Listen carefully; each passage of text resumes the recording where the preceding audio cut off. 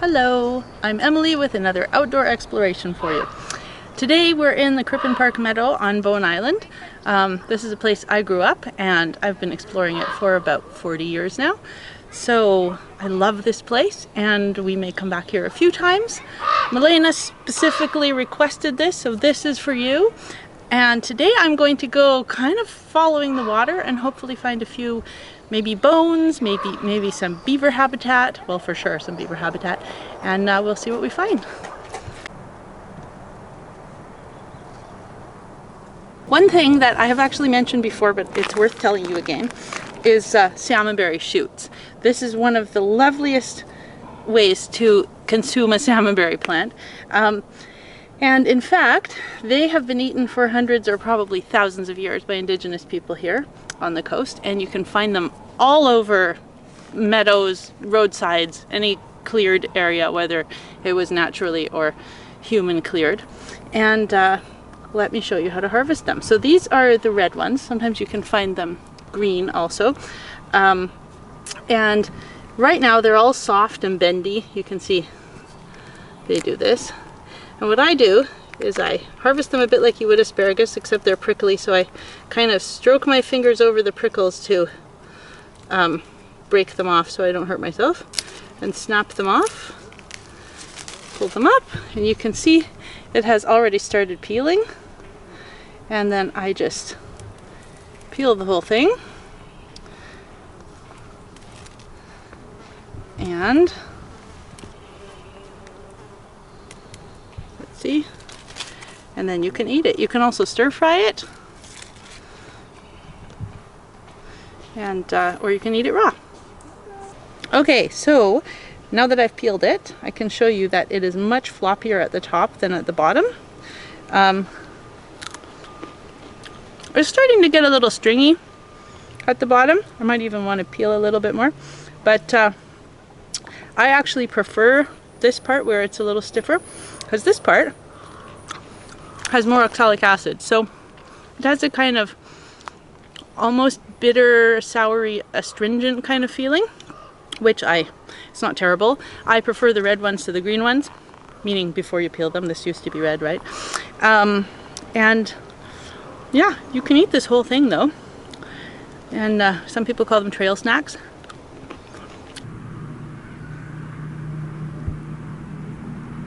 So here on the east side of the Crippen Park Meadow, there are horsetails like there are everywhere, and a whole lot of silverweed. And I'm going to show you these here. So these little plants here, which quite obviously shine silver in the sunlight, are the silverweed. They have a little bit of a reddish stem sometimes, and people do eat the roots of these. Although I personally wouldn't suggest eating anything that's growing in what is one of our biggest local dog parks, because dog poop grows as much here as any other plant, it seems, or any plant. But in addition to the silverweed that's everywhere here, and grass and buttercups, there are loads of horsetails. So there are these smaller horsetails, which are already up, and these bigger ones, the males have already come up, as you can see here. These are a little old actually. When they were fresh, they had, if you would do this, they would have pollen coming off of them. And now they're turning brown. And these are the up-and-coming females, which eventually will look like this, only much bigger. So this is a different species actually. And basically, I think I'm misdescribing it. I don't think they're actually quite as similar to humans as being male and female, but basically these are the ones that have all the leaves, and these are the parts of the plant that have all the pollen or spores. Not actually sure.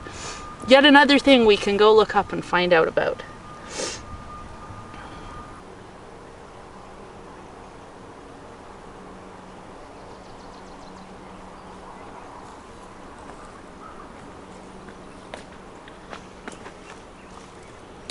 So here we are at a little part of Terminal Creek, and I can see three different forces of creating things. There are chewed trees all around here, but there are also these sticks laid here, which I'm quite certain were put here by people. As you can see, they're all lined up. It looks like someone was making a fort here. And over there what looks kind of like a beaver dam, but you can actually see, because of the way it's pushed up against the log with all little kind of debris along the top, that it was pushed there by the flow of the water. If it was made by a beaver, it would probably be kind of larger sticks and packed with plants and mud. So that's what's telling me this was probably at least mostly made by the flow of the creek when we had our big rains earlier in the year. And yeah, however, beavers are here. I'm seeing a bunch of trees everywhere that are completely stripped around or chewed almost in half by the beavers.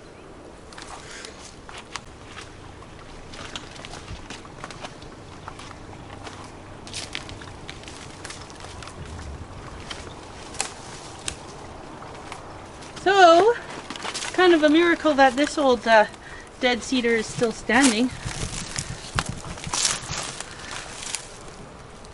It's completely chewed around, the whole thing. I hope it doesn't fall on us.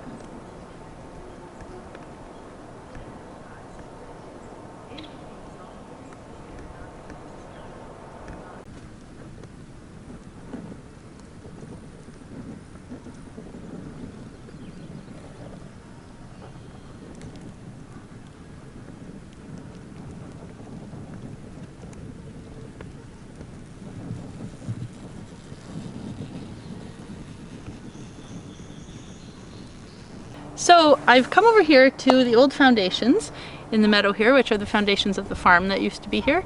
And often you'll find common garter snakes here, which is because they actually hibernate underneath these old chunks of concrete here and come out in the spring and sun themselves on the warm concrete, just like I'm doing. The type that you find here in the meadow, and mostly around, you know, the inland parts of the coast here, are common garter snakes, which are green, brown, kind of darker and lighter of those with sometimes little yellow or orange spots or lines on them. And we also have a kind of garter snake that lives at the ocean, and those are ironically called terrestrial garter snakes. They are more gray, blue, and black colors. And they're much more aggressive, although that one I just saw here was truly the most aggressive common garter snake I've ever seen. In fact, common garter snakes not only are not poisonous, they're also pretty docile, and if you find them when they're sleepy, you can sometimes really gently just pick them up and they'll hang out on your hands. I have only ever been bitten by one common garter snake, and it was a tiny baby. I mean, it was like this long. I picked it up and it so sweetly crawled up my sleeve and bit me. It hardly hurt. It was like being pricked by blackberry bush or something. And yeah, so don't be afraid of them, but enjoy finding them and be super gentle if you do.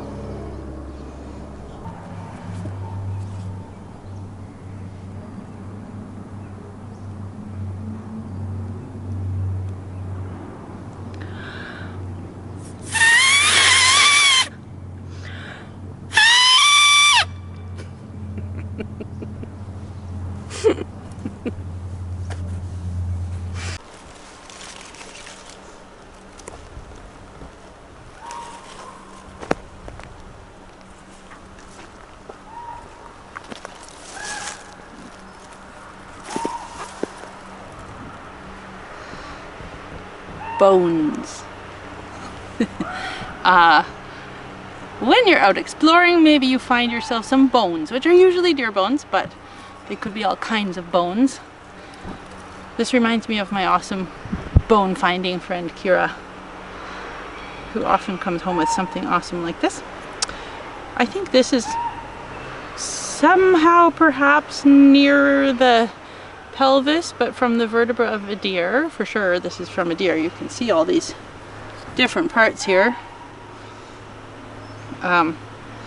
It's hard to imagine at the moment how they fit together. I don't think these two were even close on the spine, but and they're all pretty. Oh, this even has some mushroom mycelium growing on it. These two, I don't think came from beside each other, but you can see how they all have a little ball part and a little hollow part. So when they were lined up as the skeleton, if I would find another one, I'd show you. Oh, this would be somewhere else along there. Those would kind of fit together. So this little hollow would have a ball like this against it, except they would have, of course, a disc in between, and it's kind of like a squishy disc. We have them in our spines too. Anyway, so cool. I think I'm going to take you to my studio and show you my small collection of skulls, because I'm not finding a skull here, even though I'm sure this is from a deer. Oh, here's a little maybe piece of a leg. I'm not sure what these parts are. So interesting. I found more of all these, and more behind me. Let's see what we have. Oh, so many.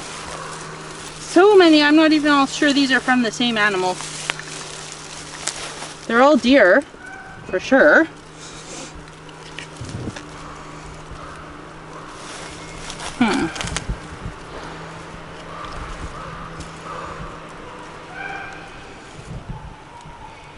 I don't think these fit together, but they're similar. This is interesting. This is a shoulder blade. You can see where it would joint up to a little ball here at the end, and then this is kind of disintegrating, but it would have been flat along there. Bunch of leg bones. Here's a big leg bone. So this looks like it was from a much smaller deer than this, in my opinion. Who knows? Here's a very, very disintegrated shoulder blade, scapula. Oh, a little piece of a tiny rib. Well, actually it's broken, but it's pretty skinny looking. No skulls. Okay, let's go to my studio and I'll show you my skull I have there.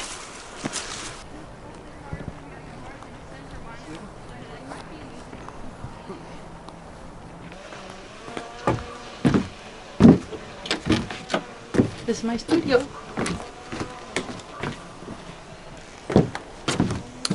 So, these are some deer skulls. I'll talk about this all in a minute, and a snake skin.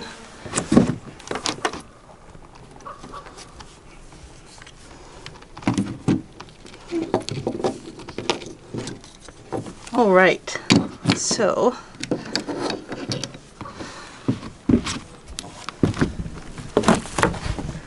all of these things I have found somewhere in or around this area where I live. And I'll show you the deer skulls first, because we were looking at some deer bones in the park earlier. And one here, I have a smaller and a larger deer skull. And if you look really closely at them, you can see the places where the skulls have sutured together when they were babies.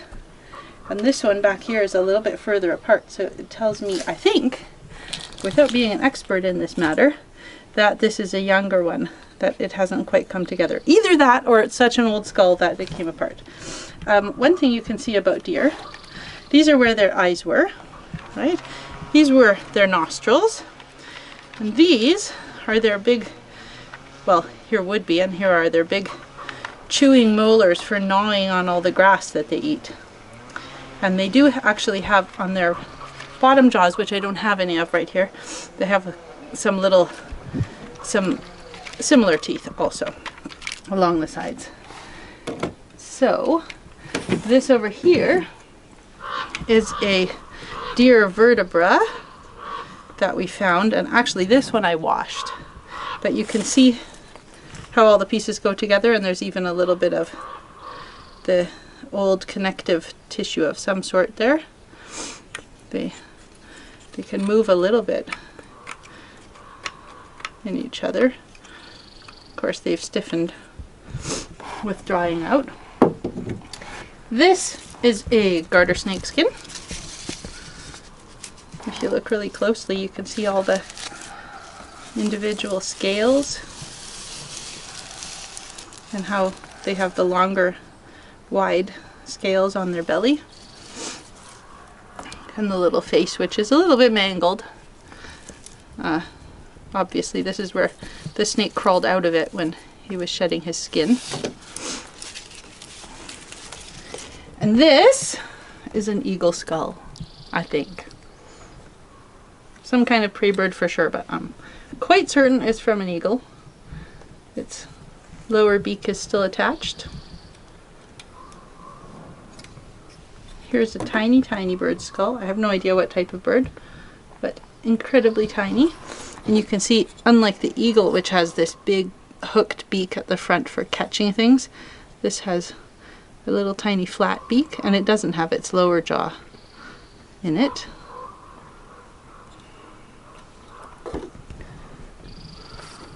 And this, my brother found this actually. This is a beaver skull. So, totally different teeth. We all know beavers have these giant teeth. This is half of his lower jaw. So this is what he would do to chew those trees like we saw. And this is something amazing to me. Perhaps you've heard about how rabbits and other rodents, they keep growing their teeth and they gnaw them down over time. Well, watch this. I think I can do this. Come on. In the past, I have loosened these and they could move. Well, maybe I can't do it today. But I can show you the same thing with this rat skull here. So this is a rat skull, also a rodent. So they also have these chewing teeth. Maybe you've sometimes heard some rats chewing in your house. I hope you haven't, but I have. They also, and beavers too, they have these molars back here. This beaver doesn't have any left, but they were in those holes there. And the rat actually has one tiny one. I hope you can see that. And all the holes where the rest of them would have been. And then it has this. Now, I hope you're looking very closely, and I hope I can pull this tooth out and show you how long these are. So this is the tooth, and all you would see is the part that's down here, but it keeps growing from back there inside the skull.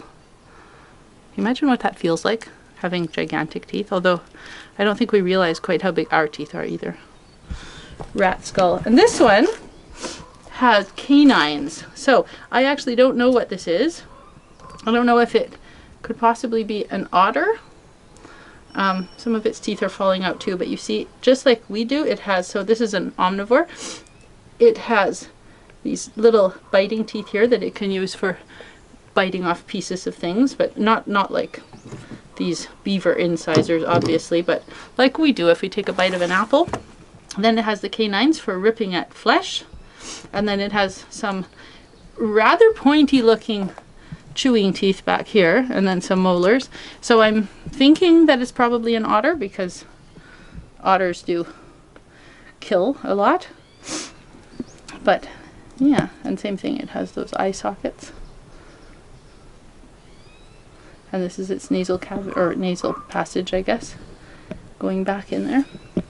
And this, I just wanted to show you, I found this last year lying on the grass actually, and in the area where I live on my island, as well as Crippen Park and large chunks of the island actually, we have a lot of barred owls, and this is down from a barred owl nest.